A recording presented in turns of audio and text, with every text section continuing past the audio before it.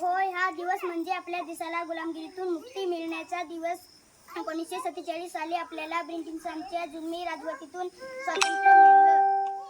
पण हे स्वातंत्र्य सहज मिळालं नाही.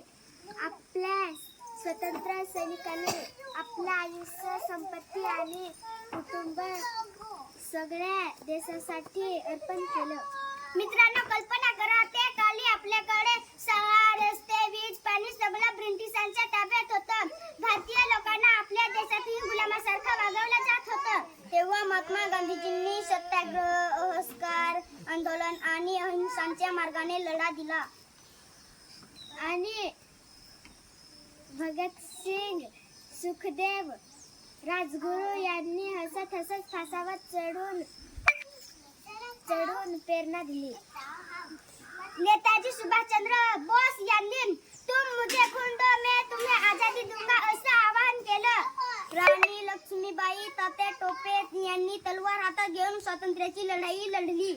अशा अनेक वीरांच्या बलिदानामुळे आज आपण मुक्त श्वास घेऊ शकतो. पण आज स्वातंत्र्य मिळालं म्हणून आपलं कर्तव्य संपत नाही.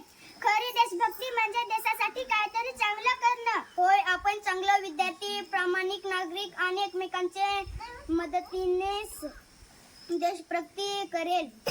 पर्यावरण वाचन, स्वच्छता राखण, पालन, शिक्षण घेणे ही सुद्धा देशसेवा आहे. आपण आज अशी शपथ घेऊया की देशाचा अपमान करणार नाही. आपल्या भारतीय सैनिकांसारखे धैर्यवान आणि देशप्रेमी होऊया. आणि आपल्या